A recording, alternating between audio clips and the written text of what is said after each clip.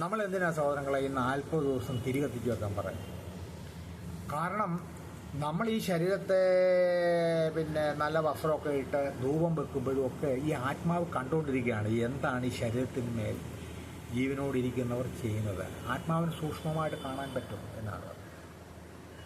ഒരു തിരി കത്തിച്ച് അവർക്ക് വേണ്ടി വെക്കുന്നതിൻ്റെ ഉദ്ദേശം എന്ന് പറഞ്ഞാൽ നമുക്കറിയാം, ഒരു തിരി എന്ന് പറഞ്ഞാൽ അതെപ്പോൾ മേപ്പോട്ട് ജ്വലിക്കുകയാണ്. അപ്പോൾ ഈ ആത്മാവിനോട് നമ്മൾ സിംബോളിക്കായിട്ട് പറയുന്ന ഒരു കാര്യമാണ്, നീ മേപ്പോട്ട് പോകേണ്ടതാണ്. എക്ലീസിയാസ്റ്റിൽ സഭാപ്രസംഗി പറയുന്നുണ്ട്, ആത്മാവോ അതിനെ സൃഷ്ടിച്ചവൻ്റെ അടുക്കിലേക്ക് പോകും. അപ്പം നമ്മൾ 40 ദിവസം ഈ ആത്മാവ് നമ്മുടെ ഇടയിലുണ്ട്. ഒരു തിരി കത്തിച്ച് വീട്ടിൽ വെക്കുന്നു. പണ്ടൊക്കെ ആണെങ്കിൽ പറയും, ഒരു മരിച്ച വീട്ടിൽ നിന്ന് ആരും ഇറങ്ങിപ്പോകരുത്, 40 ദിവസം ആ വീട്ടിലൊരാളെങ്കിലും കാണണം, ഈ തിരിയൊക്കെ കത്തിച്ച് വെക്കണമെന്നൊക്കെ പറയും. ഇപ്പം നമ്മളൊക്കെ ചിലപ്പോൾ നമ്മുടെ സാഹചര്യം കൊണ്ട് ഡൈല്യൂട്ട് ചെയ്യാറുണ്ട്. പ്രായമുള്ളവർക്കൊക്കെ ആ ബോധം ഇപ്പോഴും ഉണ്ട്. അപ്പോൾ ഈ തിരി കത്തിച്ച് വെച്ച ഉദ്ദേശം എന്താണ്? ഈ ആത്മാവ് നമ്മൾ സൂക്ഷ്മമായിട്ട് ദർശിക്കുമ്പോൾ ഈ ജ്വാല മേപ്പോട്ട് പോകുന്നതിൻ്റെ അർത്ഥം ഈ ആത്മാവിനോട് നമ്മൾ പറയാൻ ശ്രമിക്കുകയാണ്, അതോടൊപ്പം പ്രാർത്ഥിക്കുകയാണ്. അതുകൊണ്ടാണ് ഒരിക്കലും മരിച്ചവർക്ക് വേണ്ടി ഈ ദുഃഖത്തോടെ പ്രാർത്ഥിക്കരുതെന്നുള്ളത്. കാരണം ആത്മാവിന് ഈ ലോകമയമായ കാര്യങ്ങളിൽ നിന്ന് വിട്ടുപോകാൻ ബുദ്ധിമുട്ട് വരും.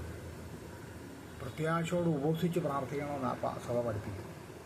അപ്പോൾ അതുകൊണ്ട് ഈ ഫിസിക്കൽ പെയിൻ ടെമ്പററി ആണ്.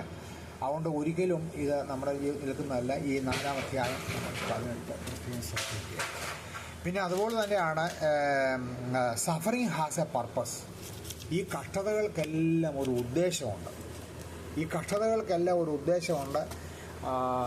വിശുദ്ധ യാക്കോബിൻ്റെ ലേഖനത്തിലെ 1-ാം അധ്യായത്തിൽ 2-4 വാക്യങ്ങൾ നമ്മൾ വായിക്കുമ്പോൾ അവിടെ പറയുന്നുണ്ട്. യാക്കോബിൻ്റെ ലേഖനം 1-ാം അധ്യായം 2-4 വാക്യങ്ങൾ അവിടെ പറയുകയാണ്, എൻ്റെ സഹോദരന്മാരെ, നിങ്ങൾ വിവിധ പരീക്ഷകളാകപ്പെടുമ്പോൾ നിങ്ങളുടെ വിശ്വാസത്തിൻ്റെ പരിശോധന സ്ഥിരത ഉളവാക്കുന്നു എന്നറിഞ്ഞ് അതിനശേഷം സന്തോഷം എന്നിടണം. എന്നാൽ നിങ്ങൾ ഒന്നിലും കുറവില്ലാതെ തികഞ്ഞവരും സമ്പൂർണ്ണരുമാകേണ്ടതിന് സ്ഥിരതയ്ക്ക് തികഞ്ഞ പ്രവൃത്തി ഉണ്ടാകട്ടെ. അപ്പം ഈ കഷ്ടത വരുമ്പോൾ സ്ഥിരതയ്ക്ക് ഉതകുന്ന പ്രവൃത്തി. ഈ പ്രതിസന്ധി വരുമ്പം വിശ്വാസം തകർന്നു പോയാൽ നമ്മുടെ പ്രവൃത്തിയെ അത് ബാധിക്കും. സ്ഥിരതയുള്ള പ്രവൃത്തി, അത് നമ്മൾ ചെയ്തുകൊണ്ടിരിക്കുന്ന ആത്മനിറവിൽ ചെയ്തുകൊണ്ടിരിക്കുന്ന പ്രവൃത്തിക്ക് ഒരു കണ്ടിന്യൂഷൻ ഉണ്ടാകണം. അത് വിശ്വാസത്തിൽ ഫ്ലക്ച്വേഷൻ വരുമ്പോൾ, അപ്പ് ഡൗൺ വരുമ്പോൾ, അപ്പ് ആൻഡ് ഡൗൺ അല്ലെങ്കിൽ ഉയർച്ച താഴ്ചകൾ വരുമ്പോൾ പ്രവൃത്തിയെ അത് ബാധിക്കരുത്. സ്ഥിരതയോടെ പ്രവർത്തിക്കണം. വിശ്വാസത്തിലെ പരീക്ഷകൾ വരുമ്പോൾ നമുക്ക് വിശ്വാസ ശോധനകൾ വരും. അപ്പം അതുകൊണ്ട് ഈ കഷ്ടതകൾ വരുമ്പോൾ അതിനെ അങ്ങനെ കാണുക. വെളിപാട് പുസ്തകത്തിൻ്റെ 2-ാം അധ്യായത്തിൽ 21-ാം അധ്യായം, വെളിപാട് പുസ്തകം 21-ാം അധ്യായത്തിൻ്റെ 4-ാമത്തെ വാക്യത്തിൽ നമ്മൾ വായിക്കുന്ന പ്രത്യാശയുള്ള ഒരു വേദഭാഗം. 21-ാം അധ്യായം 4-ാമത്തെ വാക്യം അവിടെ പറയുന്നത്, അവൻ അവരുടെ കണ്ണിൽ നിന്ന് കണ്ണുനീരെല്ലാം തുടച്ചു കളയും. ഇനി മരണമുണ്ടാകില്ല, ദുഃഖവും മുറവിളിയും കഷ്ടതയും ഉണ്ടാവില്ല. ഒന്നാമത്തേത് കഴിഞ്ഞുപോയി. അപ്പോൾ ഈ കഷ്ടത അവിടെ പറയുകയാണ്, ഈ ലോകത്തിൽ നമ്മൾ വാങ്ങിപ്പോകുമ്പോഴും ഹോപ്പ് ഓഫ് എറ്റേണൽ ലൈഫ്, നിത്യതയെപ്പറ്റിയുള്ള ഒരു വലിയ പ്രത്യാശ നമ്മുടെ മനസ്സിൽ ശക്തമായിട്ടുണ്ടാകും. ഒരു വിഷയം കൂടെ പറഞ്ഞ് ഇന്നത്തെ നമുക്ക് ഈ വേദപഠനം നമുക്ക് നിർത്താം. അവിടെ പറയുന്നത്, ഈവൻ നമ്മുടെ ജീവിതത്തിലെ സന്തോഷങ്ങൾ പോലും നൈമിഷികമാണ് എന്നാണ് പറയുന്നത്. സന്തോഷങ്ങൾ പോലും നൈമിഷികമാണ്. ഞാൻ നേരത്തെ ഓർപ്പിച്ചു, വികാരങ്ങൾ നൈമിഷികമാണ്. അത് നമ്മൾ യോഹന്നാൻ ശ്ലീഹായുടെ 1-ാമത്തെ ലേഖനം 2-ാം അധ്യായം 17 പറയുകയാണ്, ലോകവും അതിൻ്റെ മോഹവും അഴിഞ്ഞു പോകുന്നു, ദൈവേഷ്ടം ചെയ്യുന്നവനോ എന്നേക്കും ഇരിക്കുന്നു. അപ്പം ലോകവും അതിൻ്റെ മോഹം, ഡിസയർ ഓഫ് ദ വേൾഡ്, ഇതെല്ലാം അഴിഞ്ഞു പോകും. എന്നാൽ ദൈവേഷ്ടം ചെയ്യുന്നവൻ ദൈവത്തിന് ഇഷ്ടം പ്രവർത്തിക്കുന്നവൻ അവൻ എന്നേക്കും ഇരിക്കുന്നു. ഈ പ്ലഷർ നമുക്ക് എപ്പോഴും തോന്നല് എപ്പോഴും സന്തോഷമായിട്ടിരിക്കുമോ? പൗലോസ് പറയുന്നത്, rejoice in the Lord always, എപ്പോഴും കർത്താവിൽ സന്തോഷിപ്പിൻ എന്നാണ്. എല്ലാ പ്രതിസന്ധി വരുമ്പോഴും നമുക്ക് സന്തോഷിക്കാനുള്ള ഒരേ ഒരു കാരണം നമ്മുടെ കർത്താവായ യേശു ക്രിസ്തുവാണ്. അപ്പം രണ്ട് കാര്യങ്ങൾ അതുമായിട്ട് ബന്ധപ്പെട്ട് ഞാൻ പറഞ്ഞത്. ലോകത്തിലെ നമ്മുടെ വേദനകൾ, പ്രയാസങ്ങൾ, രോഗങ്ങൾ, ഇതൊക്കെ വരുമ്പം അതൊരു ടെമ്പററി ആണ് എന്ന് നമ്മൾ അതിനൊരു നിത്യതയില്ല എന്ന് പ്രത്യേകം ഓർക്കണം. പൗലോസിനെ പോലും ശരീരത്തെ ഒരു മുള്ളുണ്ടെന്ന് പറയുക അദ്ദേഹം പറയുന്നുണ്ട്, ദൈവത്തിൻ്റെ കൃപ മതി അതെനിക്ക് നേരിടാൻ. ആ കൃപയുണ്ടെങ്കിൽ ഞാൻ സകലത്തിനും മതിയാവും. അപ്പം നമ്മുടെ ദുഃഖത്തിലും രോഗത്തിലും കഷ്ടതയിലും സന്തോഷത്തിലും സല്ലാപത്തിലും ആനന്ദത്തിലും എല്ലാം നമ്മൾ ഓർക്കേണ്ടത്, നമ്മൾ പ്രാർത്ഥിക്കേണ്ട വിഷയം, കർത്താവേ നിൻ്റെ കൃപ ഉണ്ടെങ്കിൽ ഞാൻ സകലത്തിനും മതിയാവും. അപ്പം ഒരു സന്തോഷമാണെങ്കിൽ പോലും ആ സന്തോഷം പൂർണ്ണമായി ആസ്വദിക്കണമെങ്കിൽ ദൈവകൃപ. സന്തോഷം പൂർണ്ണമായി ആസ്വദിക്കണമെങ്കിൽ ദൈവകൃപ. എനിക്ക് ഒരിക്കലൊരു സംഭവമുണ്ട്. നമുക്ക് അറിയാവുന്ന 3-4 ഫാമിലി, അവർ വലിയ അടുത്തടുത്ത ഫാമിലിക്കാരൊക്കെയാണ്. അവരെല്ലാം കൂടെ ഒരു ടൂറിനൊക്കെ പോകാമെന്ന് പറഞ്ഞാൽ ഒരു സന്തോഷം എൻജോയ് ചെയ്യാൻ വേണ്ടിയാണ്. പക്ഷെ അവർ 4 പേര് ഫാമിലി ഒരുമിച്ച് അങ്ങോട്ട് പോയി. പക്ഷേ തിരിച്ചു വന്നപ്പോൾ 4-4ആയിട്ടാണ് വന്നത്.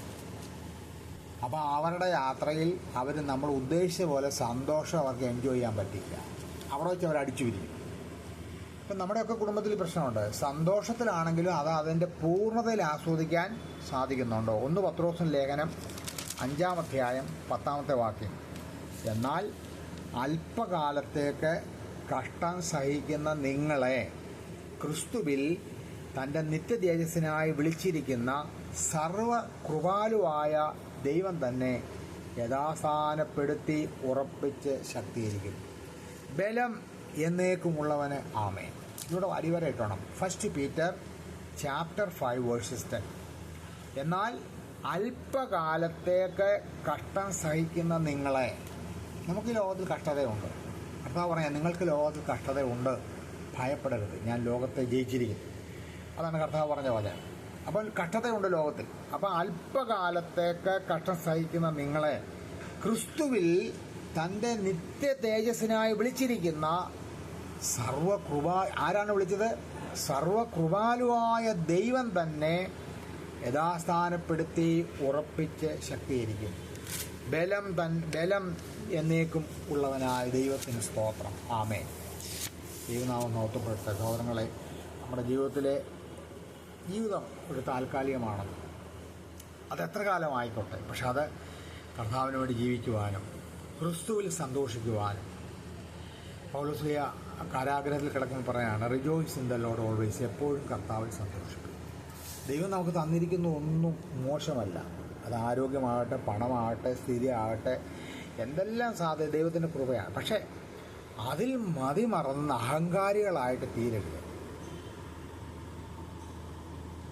ചിലർക്ക് വിദ്യാഭ്യാസം കൂടിയാൽ പിന്നെ ആരെ എന്തും പറയാം. മെത്രാച്ചനെ ക്രിട്ടിസൈസ് ചെയ്യാം, ലോകക്കാരെ ക്രിട്ടിസൈസ് ചെയ്യാം, ലോകത്ത് ചെയ്യുന്ന എല്ലാം ഭോഷത്വമാണെന്ന് പറയാം. ചിലർക്ക് സമ്പത്ത് കൂടിക്കഴിഞ്ഞാൽ എന്നാ കാണിക്കാനാണ്, അവൻ എന്നാ കാണിക്കാനാണ് എന്നൊക്കെ പറഞ്ഞിട്ട് നമ്മളെ നിഗളിക്കും. നമ്മൾ ഓർക്കേണ്ട വസ്തുത നിഴൽ പോലെയാണ്. യാക്കോബിന്റെ ലേഖനം 4:14. നമ്മുടെ ജീവിതം നീർക്കുമിള പോലെയാണ്. നേരത്തെ ഞാൻ ഓർപ്പിച്ചിട്ടുണ്ട്. ടെമ്പററി. ഏത് മനുഷ്യനും ഉറച്ചു നിന്നാലും, അതാണ് പറഞ്ഞത്, ഉറച്ചു നിന്നാലും. ഇതൊക്കെ പറഞ്ഞിട്ട് നമ്മളിങ്ങനെ പറയാണ്, ഉറച്ചു നിന്നാലും ഒരു ശ്വാസം അത്രേ. So what is eternal? എൻ്റെ വചനം മാറ്റമില്ലാത്തതാണ്. നിങ്ങൾക്കായി ക്രിസ്തുവിൽ നമുക്ക് തന്നിട്ടുള്ള തേജസ് മാറ്റമില്ലാത്തതാണ്. ദൈവത്തിൻ്റെ സ്ഥലത്തെ വാസനം, എൻ്റെ പിതാവിൻ്റെ സന്നിധിയിൽ അനേക വാസനകളുണ്ട്, അല്ലെങ്കിൽ ഞാൻ നിങ്ങളോട് പറയത്തില്ലല്ലോ, ഞാൻ പോയി തിരിച്ചു വന്ന് നിങ്ങളെ കൂടെ കൊണ്ടുപോകും. So something is eternal. അതാണ് സ്വർഗരാജ്യപ്രകാരം ധനികരാകുക. സ്വർഗരാജ്യപ്രകാരം നമ്മുടെ ധനം കൂട്ടിവെക്കുക. ലോകപ്രകാരം ധനം കൂട്ടിവെച്ചുകൊണ്ട് പറഞ്ഞാണ് മൂഢ ഈ രാത്രിയിൽ. അതുകൊണ്ട് നൈമിഷികമായ ജീവിതത്തിൽ ആത്മീയ അഹങ്കാരമുള്ളവരായി ജീവിക്കരുത്. അവരെ ദൈവം ഒരിക്കലും പ്രസാദിക്കുകയില്ല. ദൈവം നമ്മളെ സമൃദ്ധമായി അനുഗ്രഹിക്കട്ടെ. ഈ വാക്കുകളാൽ കർത്താവ് തൻ്റെ സമർത്ഥമായ കൃപയാൽ ദൈവം നമ്മളെ ബലപ്പെടുത്തട്ടെ. ദൈവത്തിൻ്റെ നാമം എപ്പോഴും മഹത്വപ്പെടുത്തട്ടെ. ദൈവം നമുക്ക് തന്നിരിക്കുന്ന ഈ ക്ഷണികമായ ജീവിതം ക്രിസ്തുവിൽ സന്തോഷത്തോടെ ആയിരിക്കാൻ കർത്താവ് സഹായിക്കട്ടെ. ദൈവനാമം മഹത്വപ്പെടട്ടെ. ആമേൻ.